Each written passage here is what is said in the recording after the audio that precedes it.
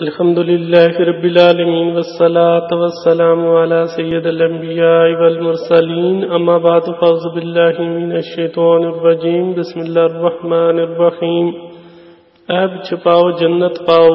حضرت سیدنا ابو سعید الخدری رضی اللہ تعالیٰ عنہ سے روایت ہے، جو شخص اپنے بھائی کی کوئی برائی دیکھ کر اس کی پردہ پوشی کر دے تو وہ جنت میں داخل کر دیا جائے گا۔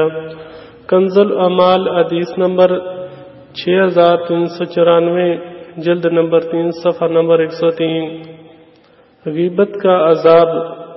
پیارے آقا مکی مدنی مصطفیٰ صلی اللہ تعالیٰ علیہ وسلم کا فرمان عبرت نشان ہے۔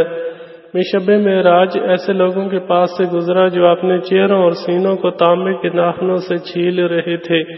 میں نے پوچھا ہے جبرائیل یہ کون لوگ ہیں؟ فرمایا یہ لوگوں کا گوشت کھاتے یعنی ان کی غیبت کرتے اور ان کی عزت خراب کرتے تھے۔ سنن نبی داؤد شریف حدیث نمبر 4874 جلد نمبر 4 صفحہ نمبر 303۔ اللہ تعالی ہمیں غیبت جیسے گناہوں سے بچائے، آمین۔ بجائے النبی الامین صلی اللہ تعالی علیہ وسلم۔